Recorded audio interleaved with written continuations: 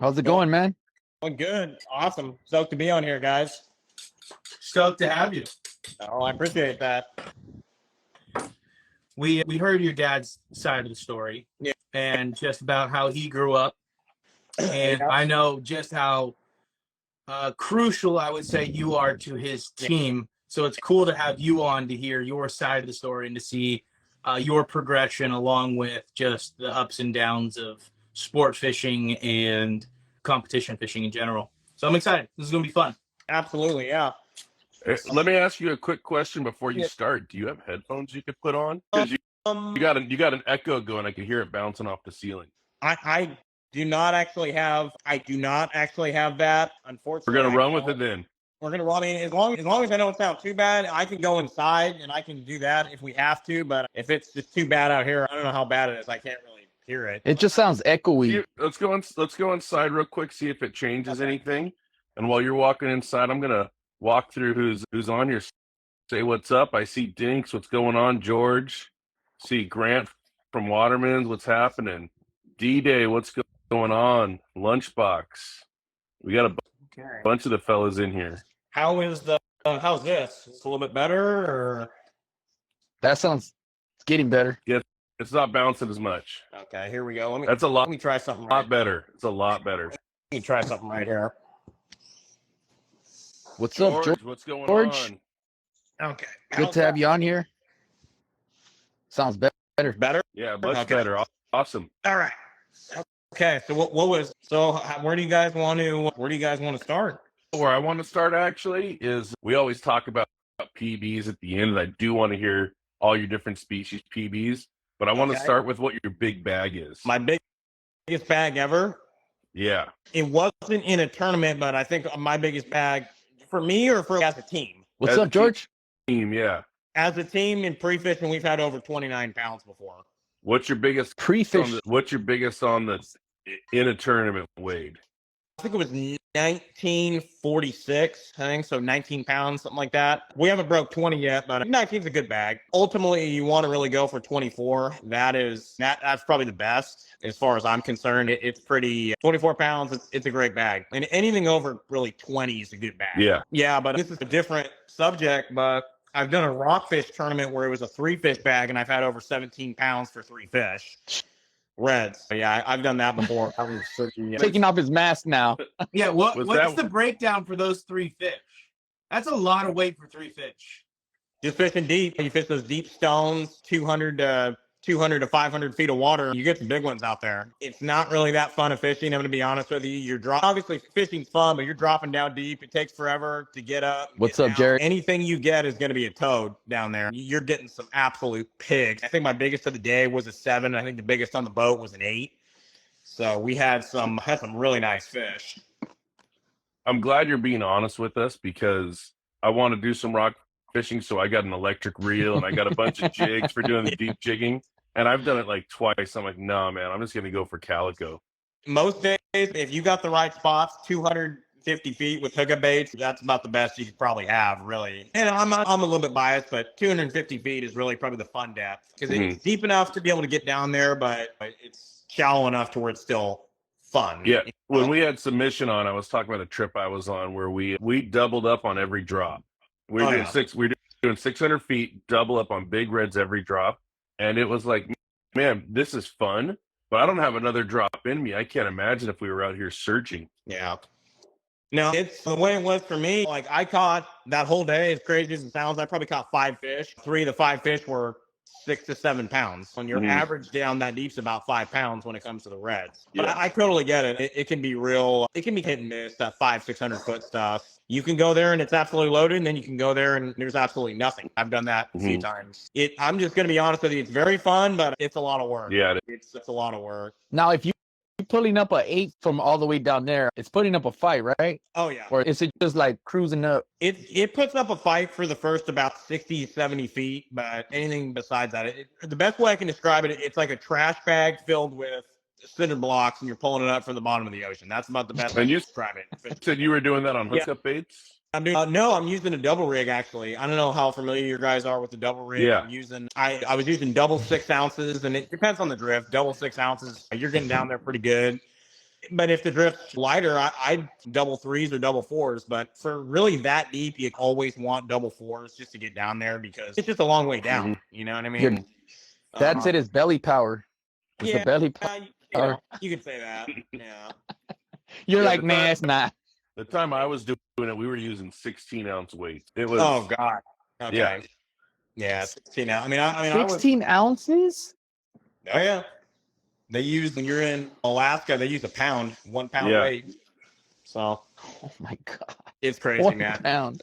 But plus the pound that you're about to bring up, man. Oh, yeah. You're like, do I even have a fish on here? No, So- yeah, exactly. So Luke skipped the program, but we like to talk about fishing in the first 10 minutes. And we want to know, have you been fishing? Have you fished? Lately, that's a great question. So we blew a hub on the boat Trailer? and, not a hub, sorry, a leaf spring, and Oh, okay. we blew that and just weren't really able to do it. So we haven't been going out for the last week or something like that, and it just sucked. But this weekend we finally got the boat fixed, so we're gonna be going out, and yeah, so it'll be pretty cool. I'm pretty excited. Was that a pain in the ass to fix? Yeah, we fixed all kinds of stuff, but yeah, I mean you could say that. It's just that the hub, we've had that happen a lot, but the whole leaf spring, that was a whole different thing where you got to get it set right on the axle. You got to make sure it's not spread too far apart. It's a big job, plain and simple. So yeah, it's just a big deal. So Yeah, I've done hubs twice, and after the second time, I bought a new trailer so I'd have double axles because I was tired of having my trailer hit the ground. So No, before you only had one, Luke? So you only had one tire on each side? yeah. That's crazy. Yeah, I mean, the double axle, we don't have that, but especially on the heavier boats, and it just tows a hell of a lot nicer than the single axle, just because you get rid of that bounce you get a lot, and it's just a heavier trailer. It's going to ride better. It's like a boat, you know what I mean? Heavier Exactly. boat rides. Luke, you want to give a rundown of your week? I want to hear about your week, Charlie. Nah, I want to hear about yours. You fish more than me. We did go out on Friday night, right? We did go out on Friday night. It was a bit windy, a lot of windy. Swells were crazy enough not to go anywhere, just stay in the harbor. Yeah. But we still got on some. Nothing crazy. That's all that matters. Yeah. Yeah, no, that's pretty cool. But Luke's been going out more often. He went out to PV and PV Long was Beach. Cool. Nice. Yeah, no, PV can be hit or miss, but when it's fighting, it's good. Well, it was funny. We caught most of our fish in a 7-minute period, and then the bite shut. Oh yeah, that's how that place can be. The first stretch is all right, and then it can be hit or miss from there. Really, PV is one of those places. I don't fish there a lot, but I've also it's a micro condition. Literally, all it takes is, and they're not biting. Oh Or they yeah, are biting, it was a great bite. It was a lot of fun, and the wind picked up just enough to ripple the surface. Yep. Bites off. Yeah. Why do you think though? I have no idea because fish are assholes. Yeah. Yeah. No. Hey, have you guys watched that video where it says it's not the way you fish, it's just the fish that doesn't know how to take your bait? No, I haven't seen. There you go. No. No, Thank you, Charlie, for absolutely butchering that. I probably did. Anyways, Worst execution. It's all right. You know what I was saying. Yeah. You don't suck at fishing. The fish just suck at eating your bait. How about There you go. Daniel, you got out there? I went out. What's up, Sean? Silent Assassins. I went out last weekend. I'm fishing before work in the AM, and we just have had not that great of tide swings, and it doesn't make me want to wake up at 3 a.m. to go fishing before work I and absolutely then have an extremely that. long day. So I haven't done all that much fishing. I do have these 3 half-ounce that I want to throw this upcoming week. So I will be out there this upcoming week to test out those. But I also hear that Bob Sands just got 4-aughts. So all these 3-aughts that I just bought, I'm probably just going to have to burn through and fish anyways. So What are you that's my putting on those 3-aughts? What am I putting on them? Not Yeah. 2 ounces. Yeah, no, not a 2-ounce. I'm putting it up to a half-ounce. Okay. Oh, what bait are you putting on it when you throw it? Oh, I'm planning to throw the 4-inch For a the sugar Torpedo? shaker, the 4-inch Oh. sugar shaker. that fits a Okay. 4-aught, and then their 4-inch torpedo fits the 4-aught as well. So I was hoping that the 3-aughts would transition for 4-aughts or just be a substitute in general, which they seem like they are. They're pretty good. The only difference that I would say in between beast hooks and those, I want to say they're eagle claw potentially, is the shank of the hook. So when the hook comes back around, beast hooks have a substantially longer shank, which I like more just because it's more possibility to pin the cheek. These are small, and I get it. There's more gap potentially to hook the fish, but I don't know. I feel like I want that. I feel like I want that extra length in the shank. And What's this up, is what Nick? I mean. So you can I'm see gonna. how long that shank is, and that's a beast hook compared to how long that shank is. And they're not. Interesting. This is the 3-aught, and this is like an 8-aught. I get it, but this is just there's more shank right here than there is right here. Which one's the beast hook? This is the beast hook. The bigger This is one. the Oh, eagle yeah. claw. So I'm just saying, as a substitute, those are the differences that I've noticed.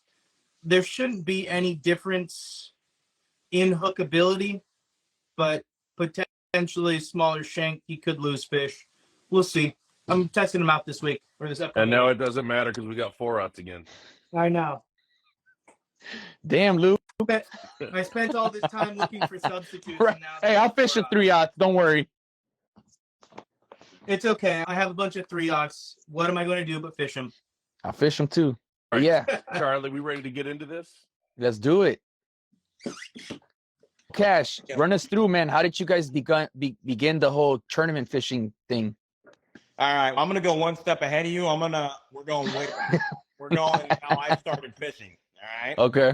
I have memories of this. This is a long time ago, to be honest with you. I was 4 or 5 years old, and my dad took me fishing one day, and it was at like a little like trailer park pond or something like that, and they were fishing, and I don't really remember this, but what he tells me is he went to get a mealworm set up for me to catch a bluegill, and I picked up his rod with a Senko or curly tail worm on it. First cast I cast out, and I got a largemouth bass first cast of my life. And that was pretty crazy. Unfortunately, I don't remember that. But so then from there, I fished back then. I really wasn't a big fan of it. I maybe fished once or twice a year. I just didn't do it very much. For me, it was really video games. I was really into that when I was young. I was played a lot of, when I first started playing, Call of Duty and that kind of stuff, and Grand Theft Auto, Red Dead Redemption, all that kind of stuff. And then now we're getting into the meat and potatoes. All right. what was your first console? Xbox 360 was my first console. Man, good memories on that thing, man. Good old 360. Then I moved to the Xbox One, and then moved to the Xbox One S, and then now I got the X. But yeah. So you're an Luke's Xbox type of over guy. here like, oh yeah, I remember the Sega Genesis. Yeah. Dude, Sega Genesis Wait. NES. Come on, Daniel. Yeah, Sega dude. Genesis. Luke's, yeah, I remember the arcade games. I remember the first Pac-Man. Dude, do you remember Nickel City? Did you on Xbox? No. guys have a Nickel City back home? Luke? What's that? Oh, you mean an arcade? An arcade? Yeah, it was like A The nickel? City? I've never Dude. heard it called a nickel Art- city. Yeah. arcades for a nickel. I got a Dude, good one for you. My favorite thing was to go through arcades and click all the buttons and try to find quarters, find like a stack of them, and then go play. That was like my thing. I'm not even gonna lie. What's up, Cash? So what I had was, I went to an arcade. I go every once in a while, and there's always the big wheel you spin, and it's like the monster wheel or whatever, and you get this big prize. I'm like, oh, I want to try that. Son of a gun, dude. First shot, I hit I think it was like the mega jackpot, 10,000 tickets. Dude, it was like I won the lottery of Vegas. I'm walking up to the counter. And the funniest thing was, I got all this stuff and this and that. I'm like, oh, yeah, whatever. 10,000 credits buys you a toy about big. It really don't do nothing. It was hilarious. Man. $1 million ticket. Yeah, I know. Anyways, I was into video games, and then when I was 9 or 10, I got into riding bikes. I like riding BMX and doing little tricks and wheelies and bunny hops and that kind of stuff. And when my dad was like skateboarding, I really wasn't into skateboarding, but I rode a bike. We could go to the same spot. And it was funny because I know a guy, Josh, if you're watching, he's a professional skateboard filmer. And he films all these guys. And I was hanging out with professional skaters. I had come to find out these guys are some of the biggest names in skateboarding. I just had no idea who they were. I would just hang out with these guys. We'd go dig up pools and this and that. And it was good times, man. It was funny. But then I got tired of that. I just didn't really want to do that no more. And then my dad asked me one day, he goes, if you could do anything today, what would it be? And I'm thinking, I'm like, I probably rode my bike the day before or something like that. Kind of tired of video games. And then finally I just said, you know what? Let's go fishing. And he's okay. So the next day Wait, was it okay or was it let's go? it was a let's go. He was stoked. he was stoked because he did a lot of that back in the day. And actually, if you take it way back, him and my mom used to go fishing and this and that. And my mom shows me pictures of my mom holding a 5.5, 6 pound bass. Toes. You could fish, dude. Especially for somebody that never fished before. You're catching 5, 6 pound largemouth. That's big. That's no joke. No, definitely not. It was crazy though. So then we started doing that. And then I live in Temecula. If you're not from Temecula, you probably won't know what this is. It's Harveston Lake. It's like a little town lake. Like a kind of a big duck pond, if you will. We go there and I start catching bluegill and I was hooked from there, dude. It was like go there, catch 30 to 40 bluegill every time I go there. And then I said I wanted to catch something bigger. So then we go to this little trailer park pond. What is it with trailer park ponds? We'd always go to them. But we go to one and my dad said, well, we get some good fish here. And man, some of the best memories of my life, man, catching not really 5, but 2 to 3 pound bass on the motor oil chartreuse tail worms from Bass Pro Shops. Man, just a fun day of fishing, getting bass on night crawlers. And the fish really didn't get fished that much in there, so they would just eat absolutely anything. And then I'll never forget this day. We're fishing and we decided to have lunch on this little park bench. And we throw out some beef liver, try to catch a catfish because I've never caught one before. So we're sitting there hanging out, doing this and that. And then all of a sudden, my rod just completely cockles over. And I'm just sitting there and he's there. I'm like, okay, I didn't know. I get the rod and I'm reeling it and it's screaming. And I had the push button, dude. I didn't even have a real reel. You had a Zebco? Yeah, Dude. Exactly. It's all binding up. I'm like, oh, you're dad. So then he's like, we're back and forth trying to land it. Dude, I swear to God, I have never caught a bigger catfish than that. I wish I could have weighed that thing. I swear it was probably 15 pounds. Dude, Damn. freaking hilarious, dude. Okay. And then from there, I'm just like, what? You can imagine you can picture how hard it is to get a 15-pound catfish in. Yeah. Whenever anyone talks to me about catfishing, I just go, some people noodle for these things. Oh, yeah. I cannot imagine sticking my arm down a hole, potentially to lose fingers to a snapping turtle, by the way. Yeah. So my thing is, all right, I'm either going to come out with a 15-pound catfish or lose a couple fingers to a snapping turtle. And they just come out with the biggest catfish. Oh, yeah. See, the thing is, they get such big catfish because you can't put a bait down there. You can't get a bait under under a friggin' stone or in a tree, because in the swamp, in the bayou, I mean, they go into those tree stumps and dude, there's monster catfish in there, dude, 50 to 100 pound catfish in there, but you just never get them because you can't get your bait in there unless you dive down. It's risky. You're either going to pull out a 50-pound flathead or you're going to pull out a 150-pound snapping turtle. I mean, And gone. and gone. You're done, dude. You're straight Captain Hook. But I digress. I mean, anyway. Straight Captain Hook. Yeah. Happy Gilmore status, huh? Oh, yeah. So Hey. then we were doing all this bass fishing and this and that, going to all these ponds, and I'm learning how to fish and use the Senkos and then learning how to throw top water. And it was funny because I just had this amazing luck when I started fishing. My dad, but it ain't always going to be like this, dude. Don't expect to go fishing and catch a bunch of fish every time because it ain't going to happen. But then for me, I'm just like, it happens every time. So maybe it will. We did the freshwater fishing for a solid 2 or 3 years and did that. And my God, man, it was just fun times fishing golf course ponds, fishing avocado grove ponds. And then we got access to a private, I wouldn't really call it a lake, but it's a private farm pond. Oh my God, dude. I got to see things that I don't think anybody's ever seen before. There was a mile-long stretch of road to get up to the lake, and there's like a channel on both sides of it.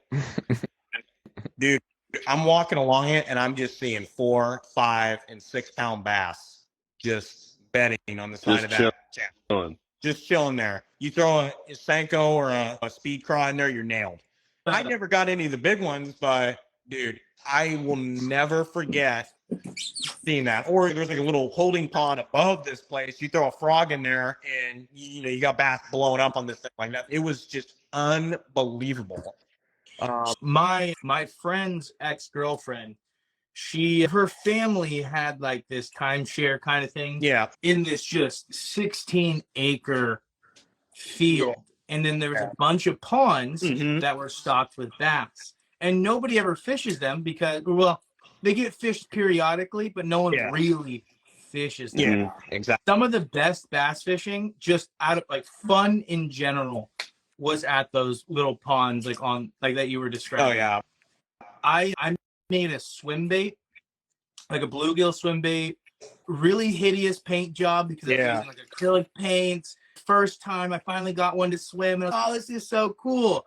I'm throwing it along a weed line, and I'm really learning how to fish it, trying to get the line going, seeing how it works, because I'm like early stages of bait making, and I'm like, oh, this is cool. Like it rolls a little bit, it looks wounded, and this bass out of nowhere.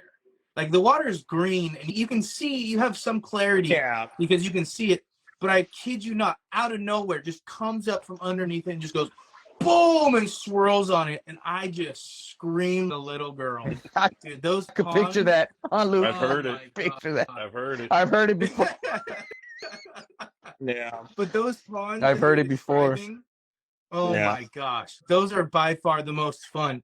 And it's like you're not catching these ginormous bass, but dude, some of the eats in those ponds are just next level. Oh, sometimes it's not even about the biggest one. It's just how there's nothing but, like, my thing used to be the whopper plopper, dude. I would throw that on the shoreline early in the morning, and you're just waiting, and then you just see a bass either come up behind it or just air out to get it. It's just insane, dude.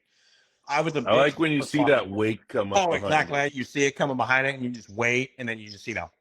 It's just ridiculous, dude. But no, it was great. This pond, we fished it for years. It was fun.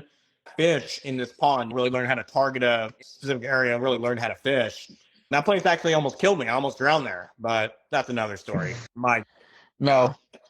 Yeah, bad deal, but it is what it is. I feel like everybody has at least one near-death experience. I have.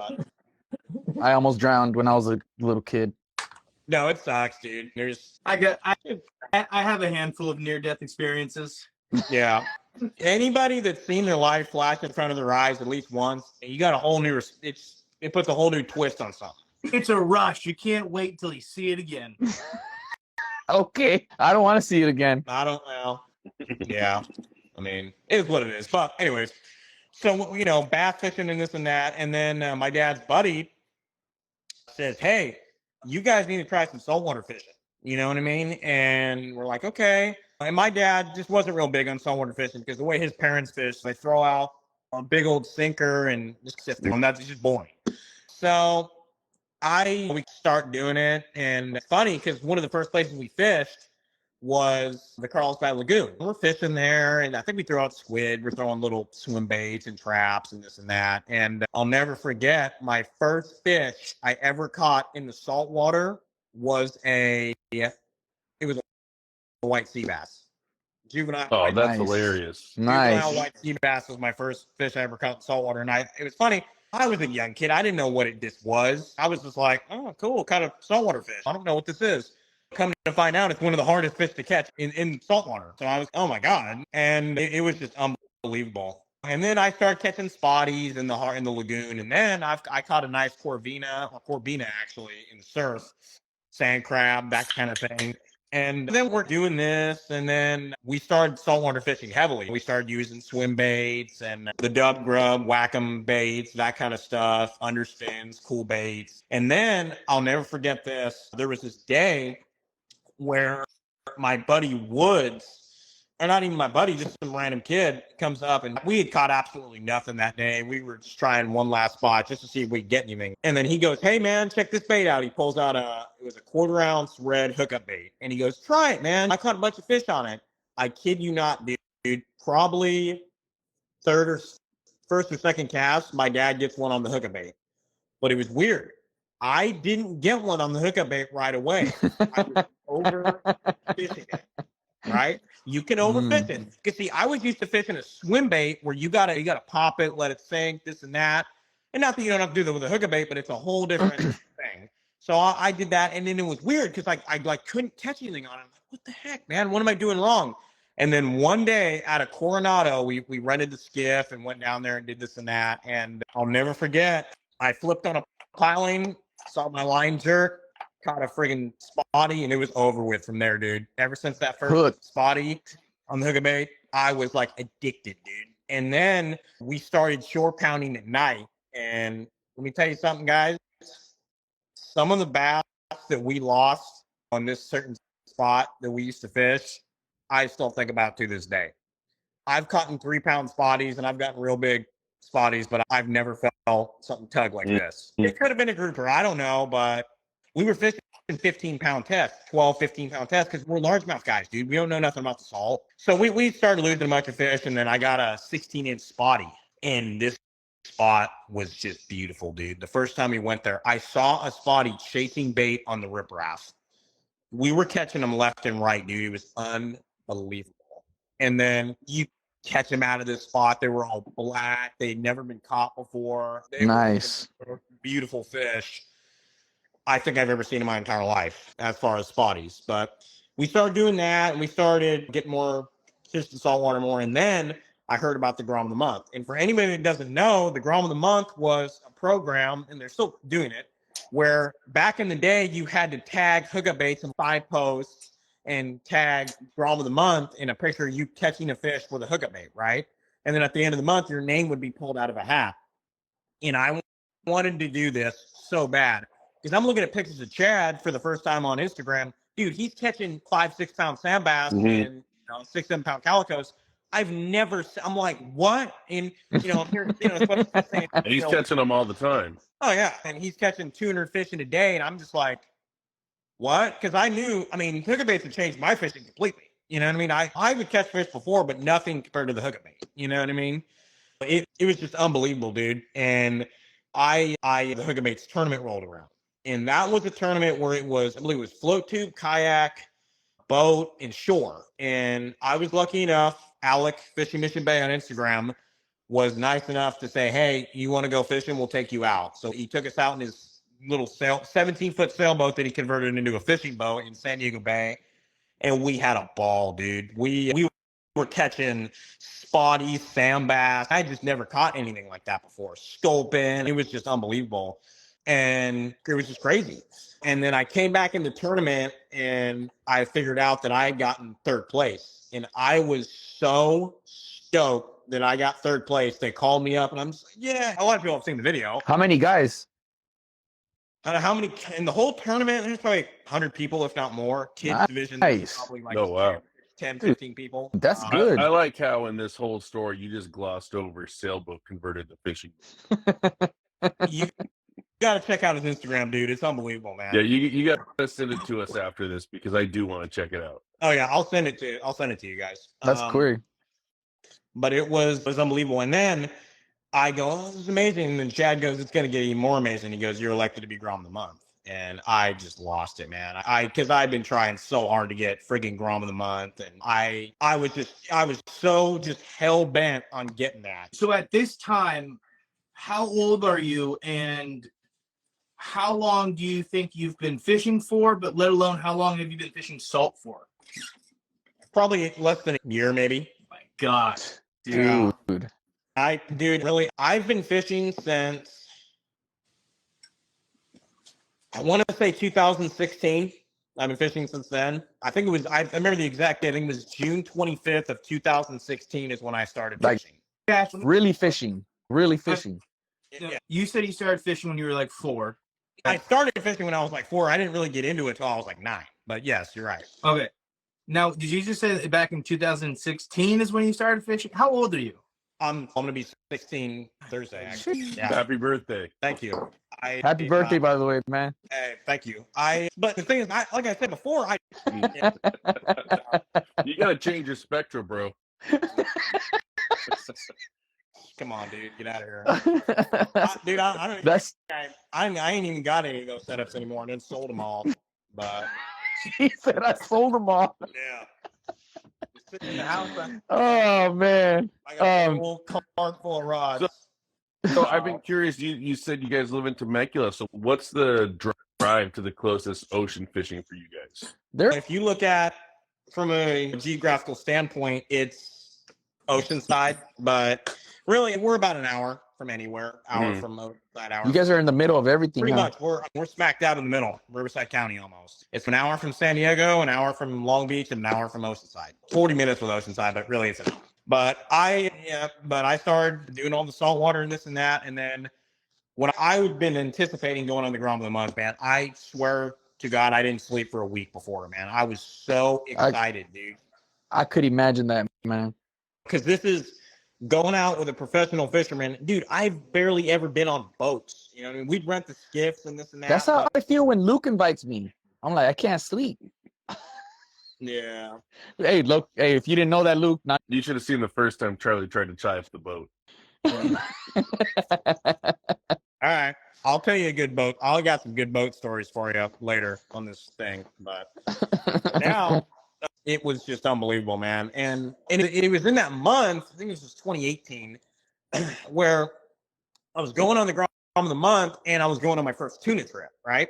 Mm-hmm. Really, it was just like the double whammy, you know what I mean? Then let's fast forward to Grom of the Month. It's the night before. I'm just like, I'm so stoked that just can't sleep. We roll down there. And so when I was young, I was 10, 11 years old. For some reason, my dad didn't want to leave me outside of the bathroom. He'd have to take me in the bathroom and I'd have to stare at the wall while he's doing whatever. So I didn't really feel like doing that. You know what I mean? So I'm like, okay, did it.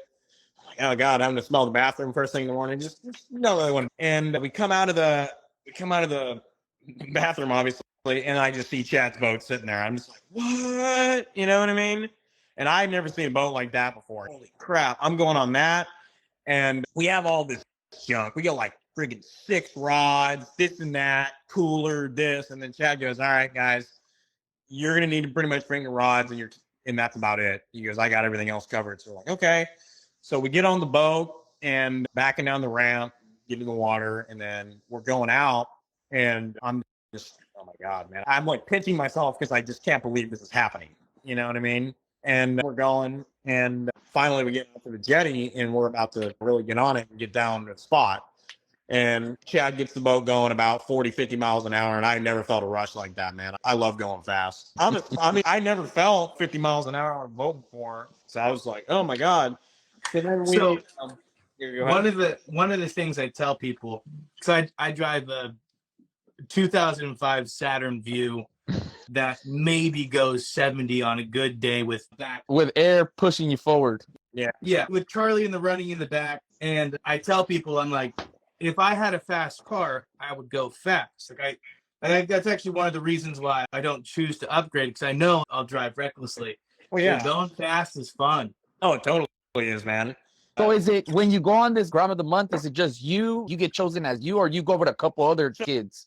So basically what it is, if you choose, you could bring, I think, up to 4 people on the boat, or for me, it was just me and my dad. Cool. My dad and me. We're flying down there, dude. Just boom, boom. And we get down to the spot, and Chad goes, all right, you're about to catch a PB right now. I'm like, okay. So That's cool. First drop, he gets one, and he hooks and hands it to me, and he goes, oh, here you go. Big old 4 or 5 pound sand bass. And I'm just like, what? Because I've never, my biggest largemouth was like 4 pounds, let alone 5 pound sand bass rolling on the deck. I'm just like, what just happened? And then, dude, 4 pound calico, 5 pound calico. It's just ridiculous, dude. I've never seen anything like it. And then I catch a sheep's head. Then I catch a vermilion. And it was just a trip. Like, I will never forget that trip, dude. It was so just unbelievable. Because for me, like I said before, I didn't go on boats, dude. I was a bass fishing guy. I didn't have access to that. So then it's like when you finally do, it's just like, I'm spoiled. Exactly. I'm spoiled. It's just unbelievable, dude. And Then it's about midday, and Chad's like, okay, you guys want to catch some rockfish? And I'm like, okay. We go to 250 feet of water, something like that. And then I just get a big old red, like 4 or 5 pound red, another sheep's head.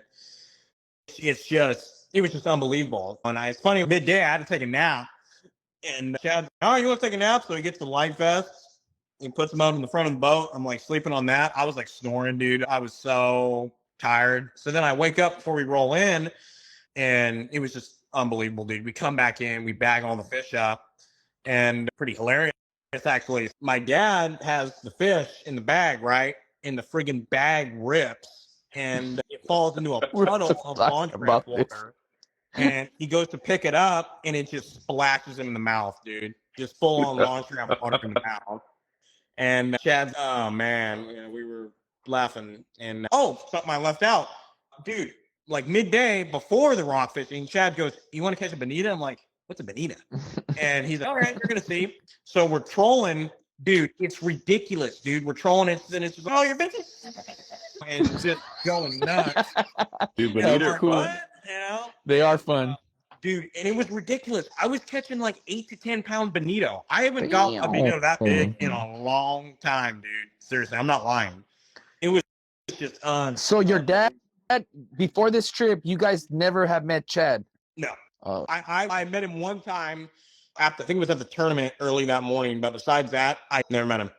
So it was. So is that what made you guys get a boat? Yeah. So from there, we're just like, man, we got to do this. And then so I get Grum the month, and then from there on, I'm telling everybody about hookup baits. You know what I mean? I'm telling absolutely everybody. Sharing the love. If I have an extra hookup bait, I'm giving it to them. You know what I mean? I'm trying to just show them what I was shown. And exactly, spreading the love. And it was crazy, dude, because from there and then beyond that, I'm doing that. And then it's the ambassadorship. And then what that means is you will either get a jacket or you'll get a jersey. And really, it's not even that. It's just being an ambassador is just cool. And I wanted to be like that because I seen other kids doing that, and I'm just like, oh man, I got to do that. So I was working so hard. I'm working charity events. I'm doing all this stuff to just work my way up to become an ambassador. And it was just. Then they surprised me, and they had like a whole little ceremony when I became an ambassador, and it was great. I'm gonna pause you there because Lane Killian, right? Who? Lane. The dude that caught the big old broomtail grouper. Oh, that guy. Yeah. It's really interesting to see just how much work goes into repping a brand or even getting your name out there. Yeah. Just from your story alone, you're saying, I'm putting in the work. I'm putting in countless hours. I'm meeting with people. I'm winning tournaments. I'm going on boats. I'm catching fish. I'm doing volunteer hours. And then there's people that expect that just go, hey, can I get free baits? And I'm just like, just in general, what have you done? Who are you? Yeah. And I've heard some kids say, oh, can you guys sponsor me? I'm like, doesn't work like that, dude. What have you done to prove that we want to have you? What have you done? And then it's, I did one fish post. I'm like, it ain't about one fish post, dude. Are you grinding? Work, man. It's grinding, dude. It's making sure you're being a good person, not just doing something. Actually, and it was just crazy because see, for me, I'm one of those guys. I'm not going to do something 50%. If I have the ability to do something 100%, I'm going to do it. So that's why what I did with the ambassadorship, I just went 100% into it, dude. As much as I could do, I did, and it paid off. I got really well with the company, and if there's anybody that's got a question, I tried to answer it, and I just was trying to do that. But then. This is when I really started getting pretty darn good at fishing. He said, I got pretty good darn. Yep. Time on the water. Time on the water turns on the prop, dude. And I'm working my way up. And then what really got me going was it was in 2019. It was the Angler Clothing Company Spotted Bay Bass tournaments, and they were month-long tournaments. And so now he's hosting those again, but I think he calls them spotty churn, like spotty. What is it called? Gooly Jigs is the one doing the ones. Yeah, Angler Clothing Company is. It's no longer really an association. It's just anyways. But when they were doing that, I love the spotty tournaments, and I do them because it was like you'd go to the tournament in the day. It was like you'd fish from 6 a.m. to 5 p.m. or whatever if you wanted, or you could go in way in early. But it was like, I don't remember the exact time. It was something like that. But it was crazy. And I started doing pretty well. I was starting to get, I think I won one. I did first, second, third. Then I'm starting to do, my points are starting to go up. And then they had a thing where if you do well enough in every month-long tournament, you get what's called Angler of the Year. And dude, I was well enough to where me and Chad in the adult division, he got Angler of the Year. In the juniors division, I got Angler of the Year. So nice. I got my first. And so this was a pretty big tournament.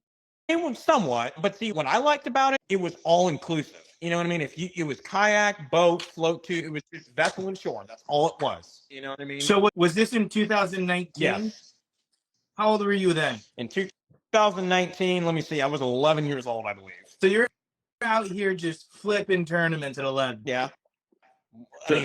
I think I was then. This of the game.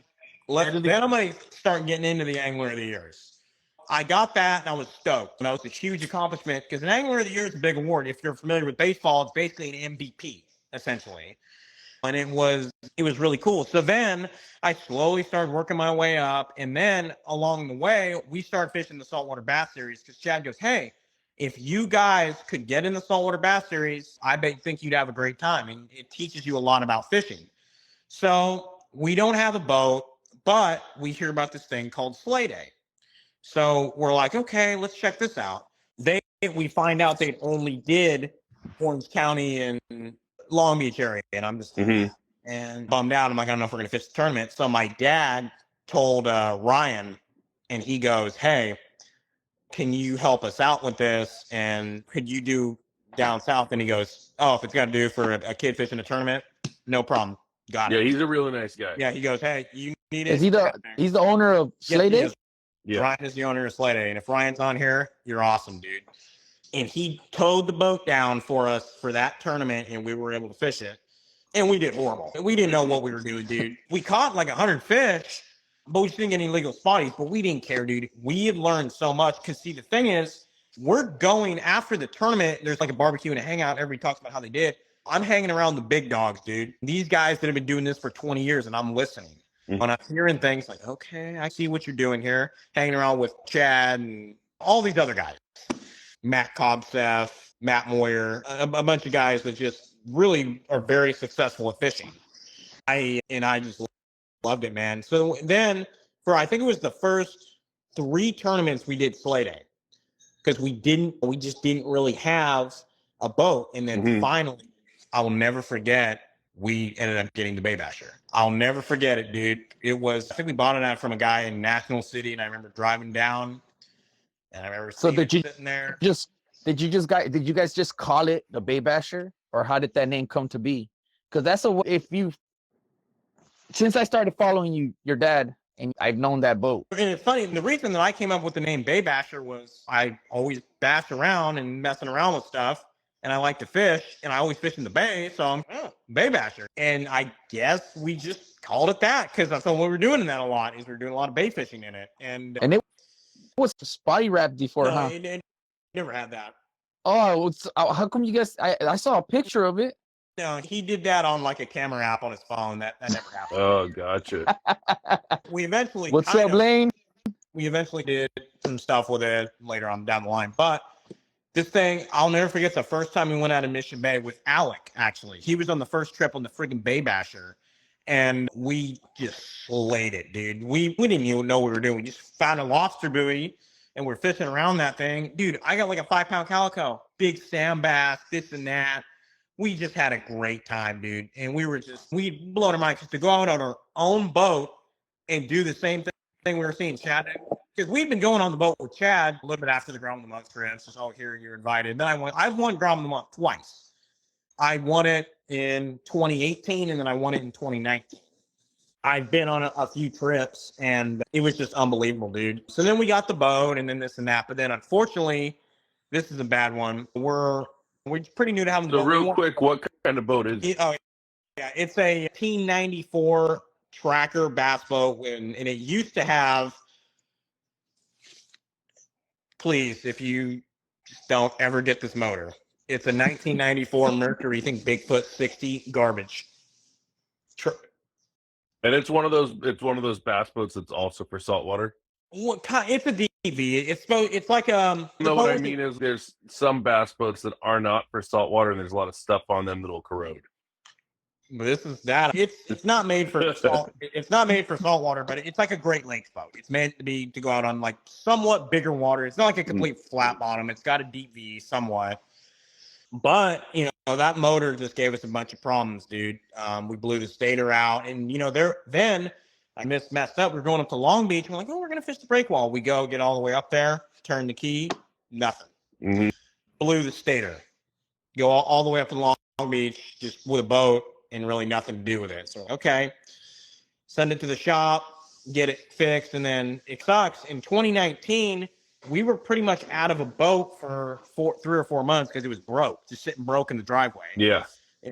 And we had fixed it again, and we're using it, and then it was running pretty good. After the second time we fixed it, it was running pretty good. We're fishing, and it was pretty cool.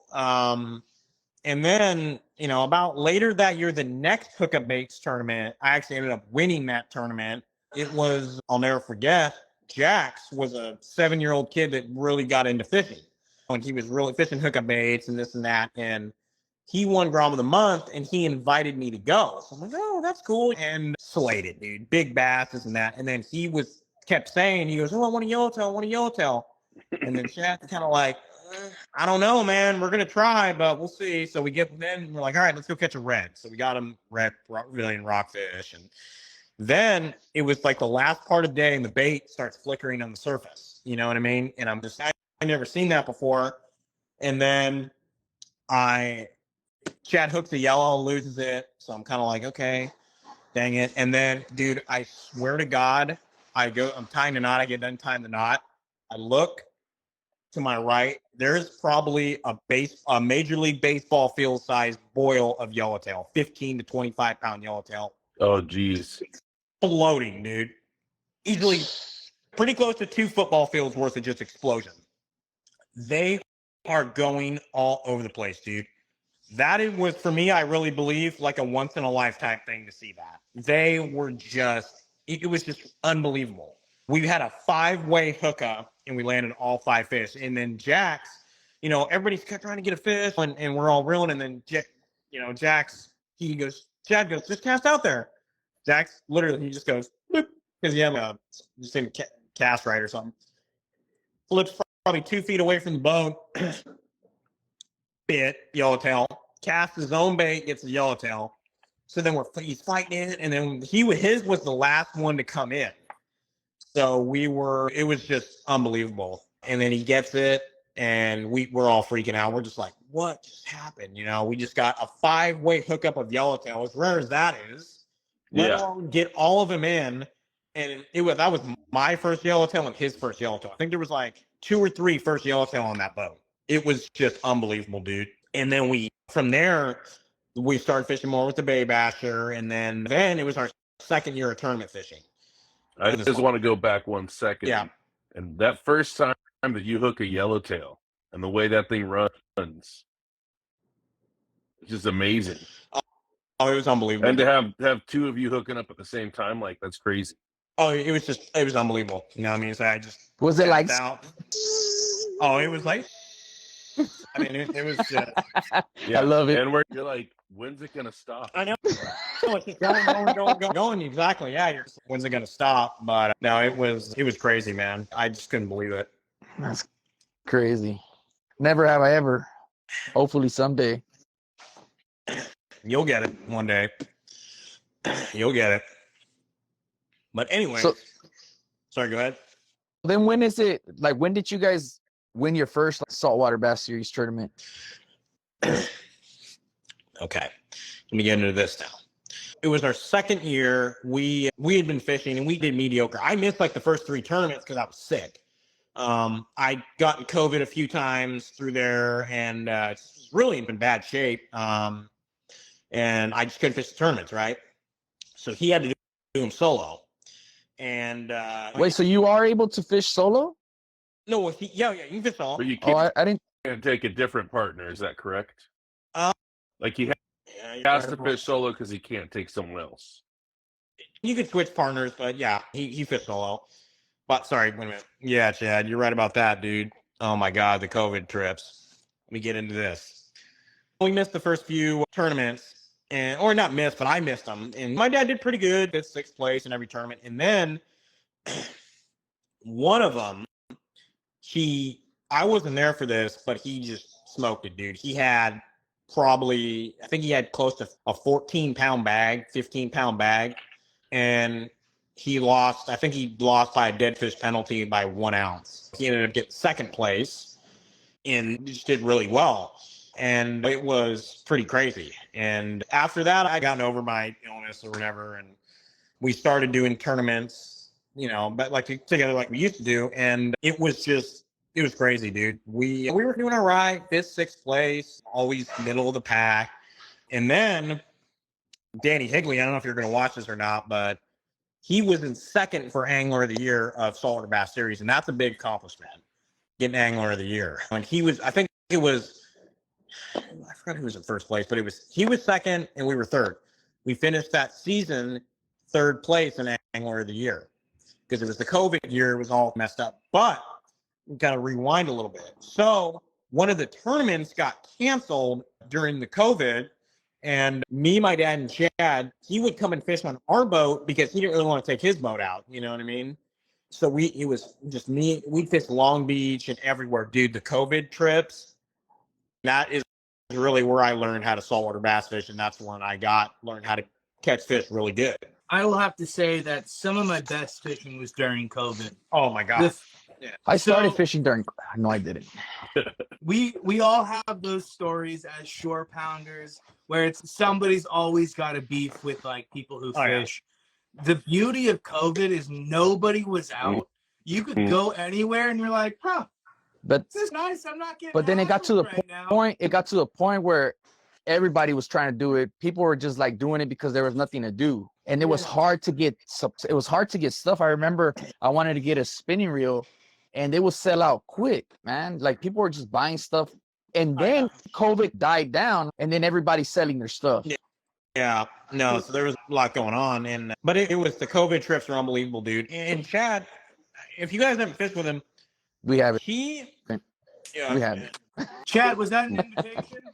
Chad, I think Cash just invited us on your boat. Yeah. I didn't say no to that now. I gotta talk to him about that, dude. But anyways, he's one of those guys where if you catch 2 fish, he catches 5. If you get a 4-pounder, he gets a 6-pounder. He just always was able to get a damn bigger fish. And I'm just like, holy crap, man, how is he doing this? Dude, and I'm not serious. It would literally, if I got a 4-pounder, 2 minutes later, he'd get a 6-pounder. Seriously, without fail, dude. Every single time.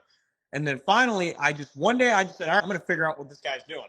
So I'm sitting back, and I finally for him, he was just trying to say, it's all about the line watching. That's why we use the spinning reels. Not that you can't see it on baitcaster, but the spinning reel, your line is a lot more free. You can see that little tiny tick, dude. As stupid as it sounds, I've had a 34-pound yellowtail just be a little tick in your line. Mm-hmm. That's it, dude. And it's funny because now I fish with people and they aren't super familiar with the hookah baits. I watch them miss 25 fish in a day that they didn't even know about. I mean, when you get so good at looking at your line and just watching it, you figure out how many bites you were missing before, dude. I'm serious. You will miss probably 30 bites in a day just by not knowing how to watch your line. It was ridiculous. Mm-hmm. And then I finally figured out, like, that's how Chad's getting that many fish. Still, he's catching more than us, but we're starting to be able to catch up and not keep up with what he's doing. But it was just unbelievable, dude. God, I've said that like 100 times, but yeah, it's just unbelievable. That's what fishing is. Right? It's unbelievable. It's crazy. But we're doing that in the COVID trips, and we're getting good fish. I'm getting 4 or 5 pound sand bass, and then that's really just how we learned boat positioning. That is how we learned the boat positioning, because Chad is a master of boat positioning. He taught us that if you don't have the right boat positioning, you will not get bit. I'm serious. And seriously, if you're some days, and we have days like this, where if you're not right on the spot, or if you don't set it up perfect, you will not get bit, dude. Plain and simple. You will not get bit.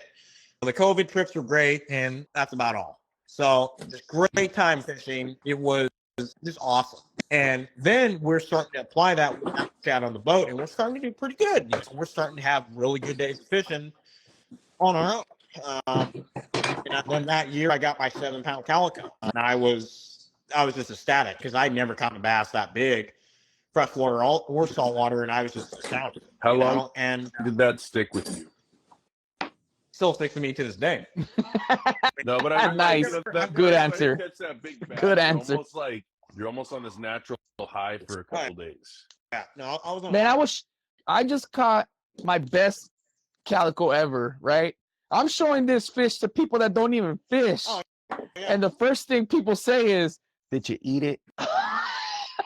Yeah. No, it's funny. Like, we'll be spotty fishing.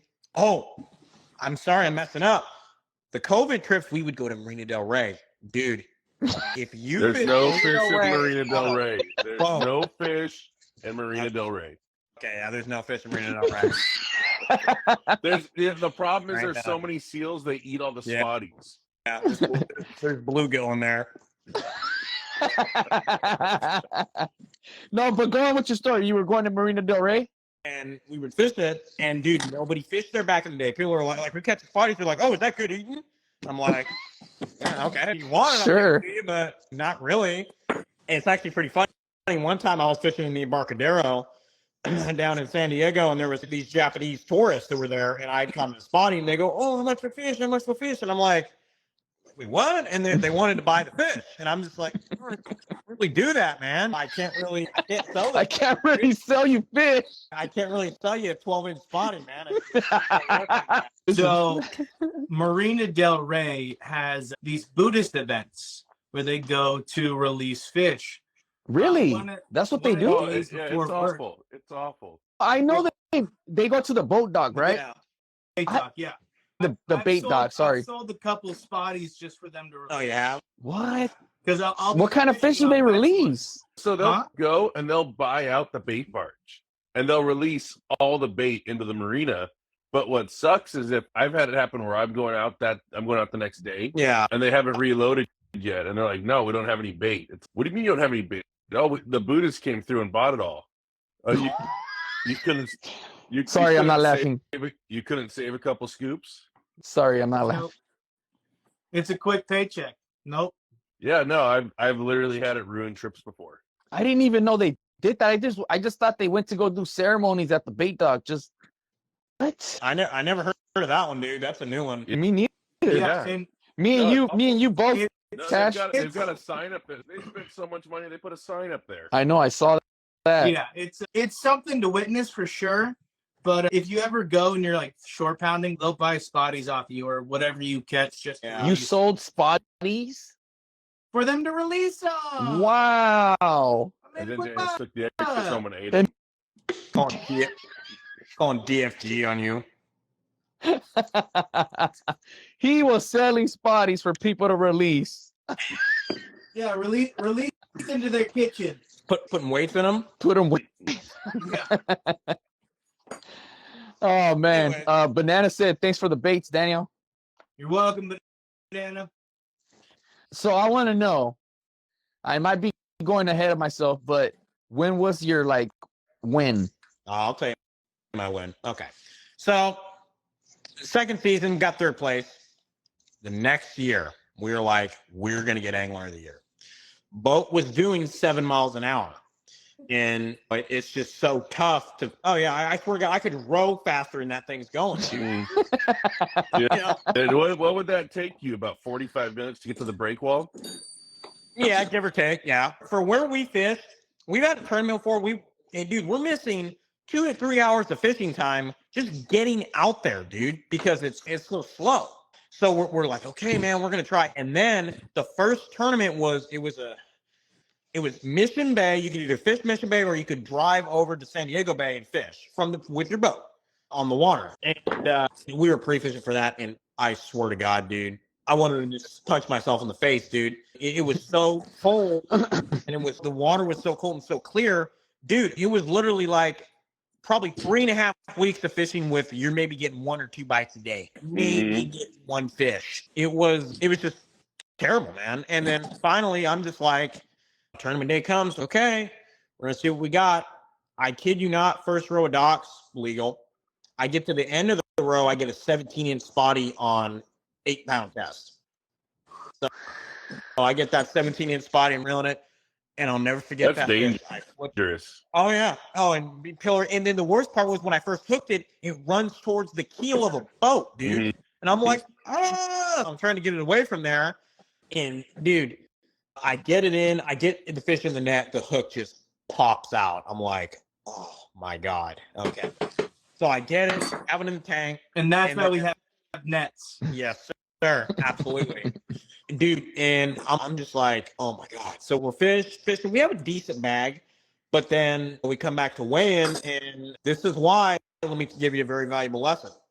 We have made the mistake before where you put a 14-inch tank and it shrinks to a 13. Yeah. We lost a big part of our bag because of that. We ended up only being able to weigh 2 fish because they were the only ones that were legal. Even though when we put them in there, they were legal. But see, the problem is when you put them on those board, like a bump board or whatever, it pushes the fish up. Like that's why if you're gonna get a bump board, get the catch bump board. I highly recommend to get that. And because when you have the ones that are like ribbed, it pushes the fish up a little bit. And believe it or not, you can get a 1/4 inch out of a fish on one of those boards than you can just like the flat standard ones you get from freaking Really? Oh yeah, no, seriously, dude, I'm not messing with you. So we've been measuring good then. Oh yeah, no, you've been doing good. Yeah, but so then we do that, and then the second tournament. Where's the second tournament? Oh, it was outside Sand Bass. We did all right, 5th place, 5th, 6th place, but then we were getting like 5th or 4th or 5th place in every tournament, right? We did pretty good through the whole season, and let me see. That season was a blur. I don't remember a whole lot. Actually, let me see. Yeah, I remember a little bit about that. Anyways, with a boat that goes 7 miles an hour, really not just we knew what we were doing, and we were doing pretty good.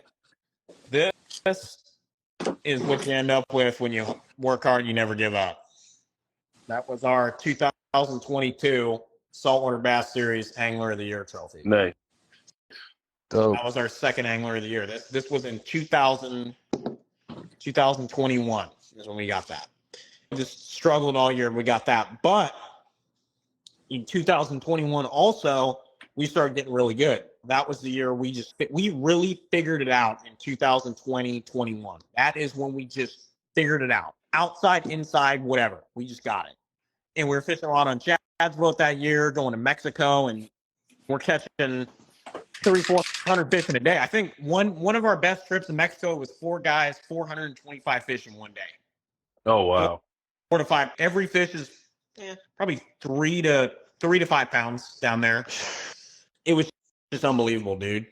It's just ridiculous. And then that year, I did something I don't know if anybody's ever did, where I got Saltwater Bass Series Angler of the Year, San Diego Anglers Tournament Angler of the Year, and San Diego Anglers Junior Angler of the Year. 3 Angler of the Years in 1 year.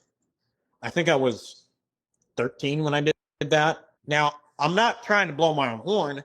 I've done a lot of research. There's nobody that I've ever seen nor looked up or met that's done 3 Angler of the Years in 1 year. Ask me what I was doing at 13. not winning Angler of the Year. Yeah, not Angler of the Year, that's for sure. Yeah. That's crazy, man. Selling spotties to monks.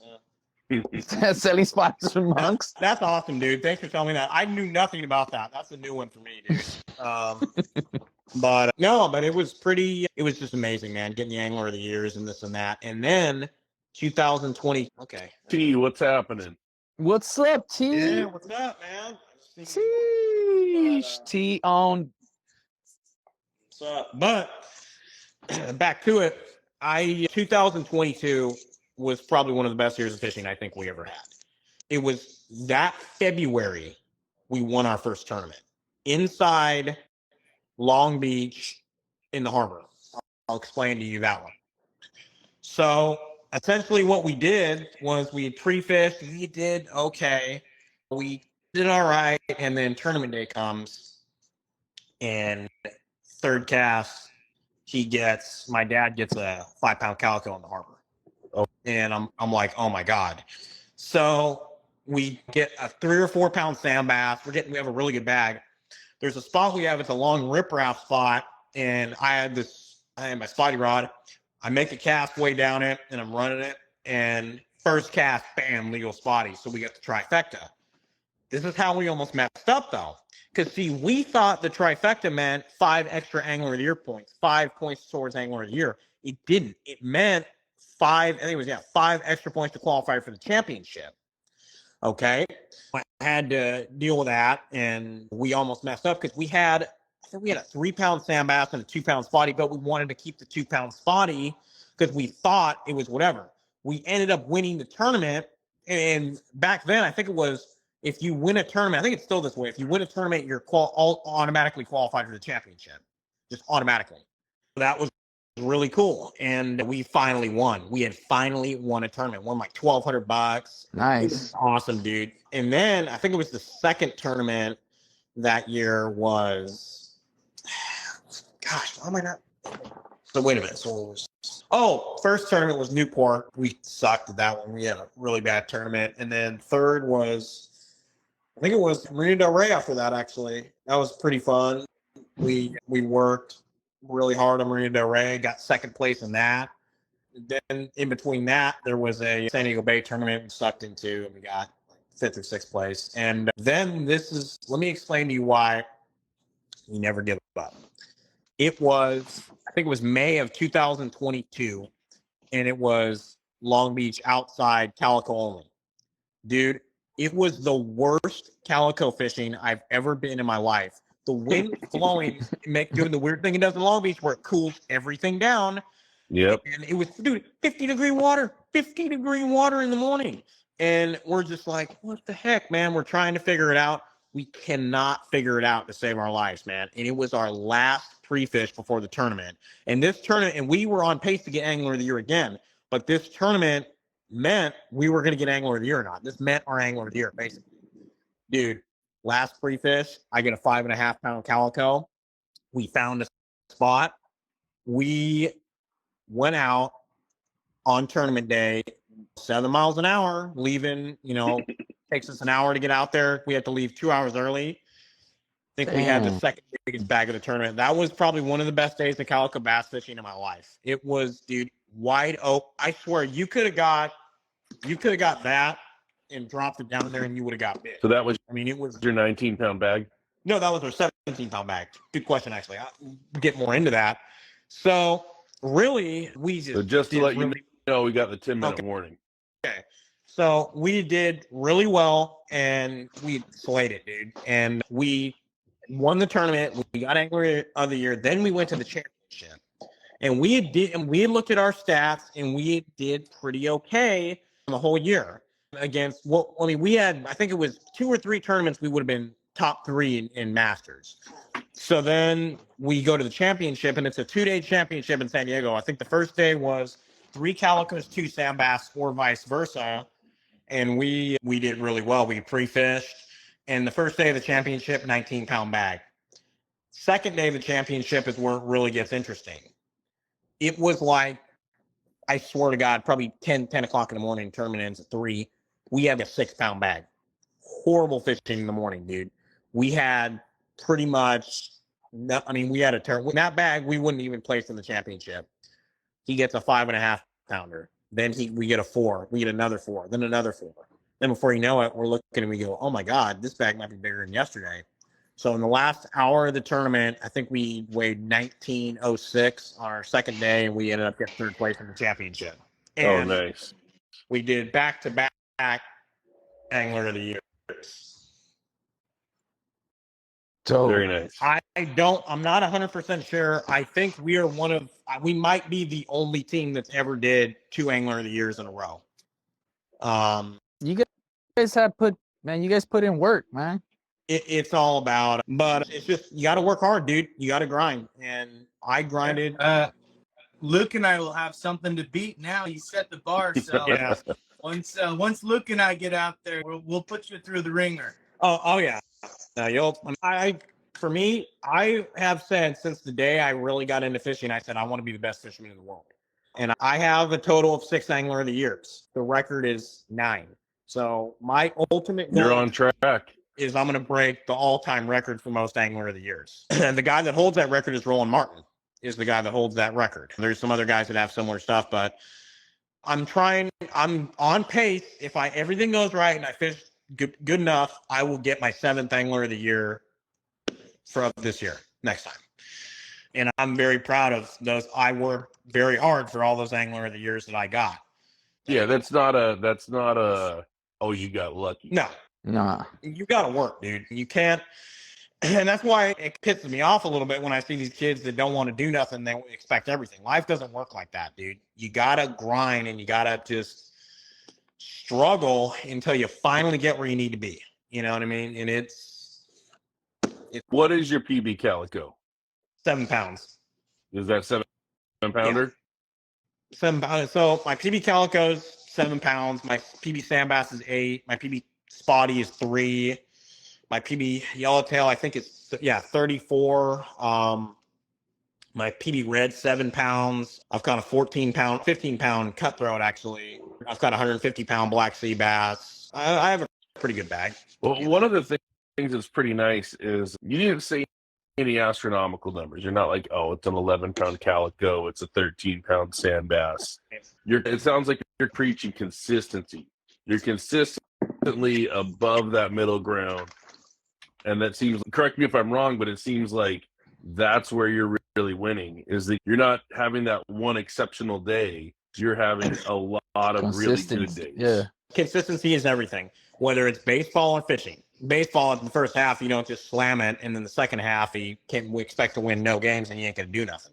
You got to be consistently good in fishing. And by the way, through everything I told you, from 2018 onward for saltwater bass, I have fished nothing but a hookup bait. Nothing.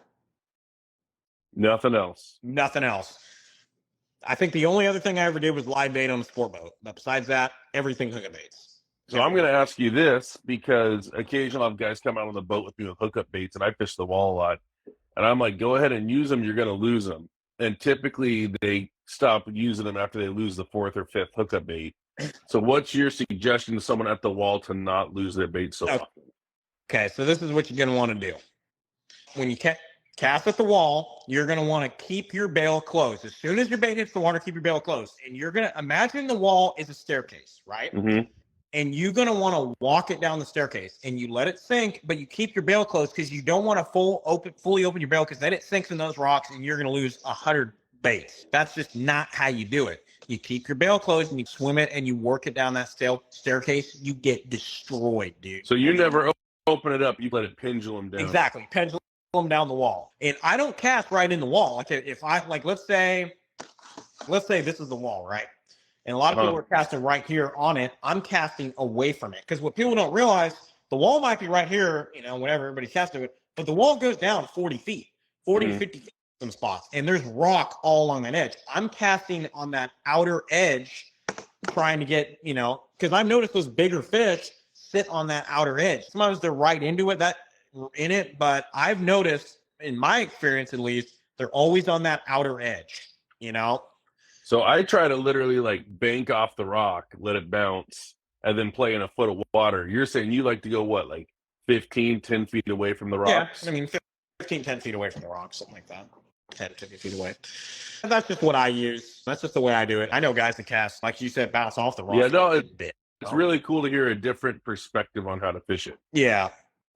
No, for sure. It's cool, man. I like that everybody has their own way of doing it. All right, so we got 2 minutes left. What do you want to say in your last 2 minutes? Who do you want to thank? Okay. I want to thank my mom, my dad, everybody that supported me through this fishing journey. I want to thank Chad and JoJo from Hookup Baits for support and all that. And I also want and thank somebody that I don't really even know where he is, but a kid named Woods. He was the guy that started all this. He gave me that hookup bait. It was 4 or 5 years ago now, and he started something that, you know, he started a very successful career that still hasn't even peaked yet. So Yeah.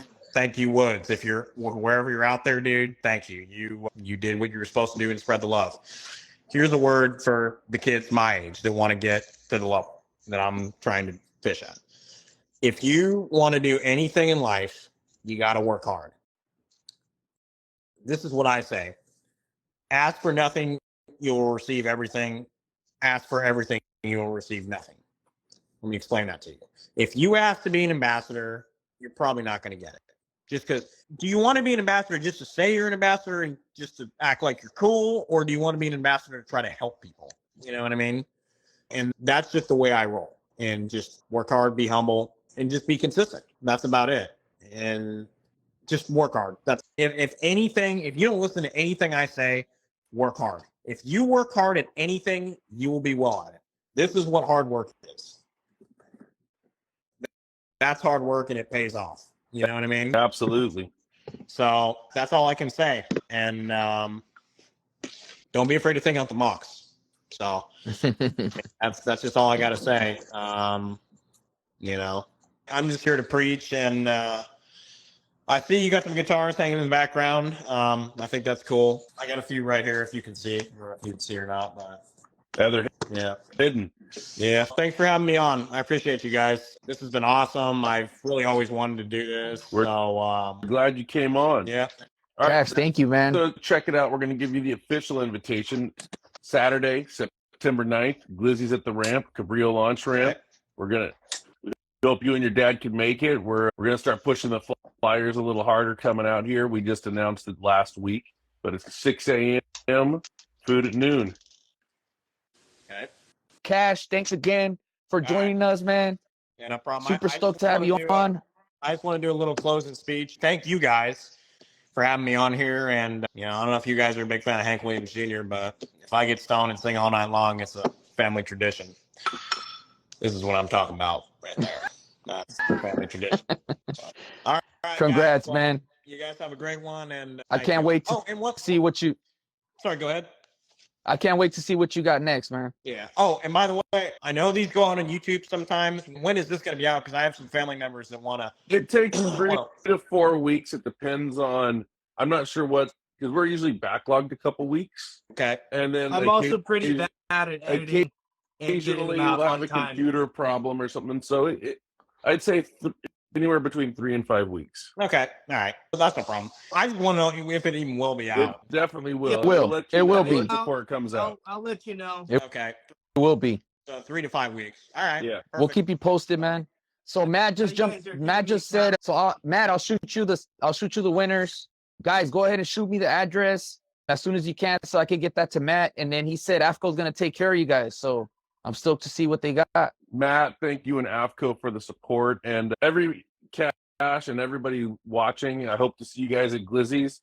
And remember, if you're busy that day and you can't fish, show up at noon and just eat with us. Okay. We usually hang out for a couple hours, eating and having a good time. All right, guys, everybody take it easy. I got to make dinner. Thank you. Sure. Yeah. Good one. Charlie, send us out. Send us out, Charlie. And most of all, what fuels us all is our love for fishing. Thank you guys for joining us. That's it. See you guys on the next one. Peace out.